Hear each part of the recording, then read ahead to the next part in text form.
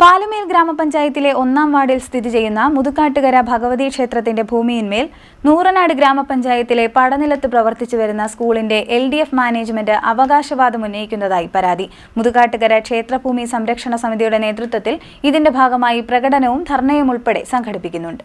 പാലമേൽ ഗ്രാമപഞ്ചായത്തിന്റെ 1-ാം വാർഡിൽ സ്ഥിതി ചെയ്യുന്ന മുതുകാട്ടുകര ഭഗവതി ക്ഷേത്രത്തിന്റെ ഭൂമിയിന്മേൽ നൂറനാട് ഗ്രാമപഞ്ചായത്തിലെ പടനിലത്ത് പ്രവർത്തിക്കുന്ന സ്കൂളിന്റെ മാനേജ്മെന്റ് അവകാശം ഉന്നയിക്കുന്നതായാണ് പരാതി.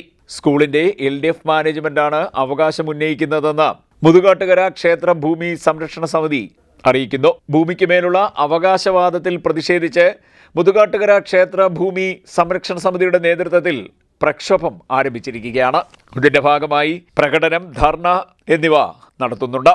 ഈ കാര്യത്തിൽ തീരുമാനമുണ്ടാകുന്നതുവരെ സമരം തുടരാനാണ് നീക്കമെന്നും ക്ഷേത്രഭൂമി സംരക്ഷണ സമിതി അറിയിക്കുന്നു. CDNet news, Charummood.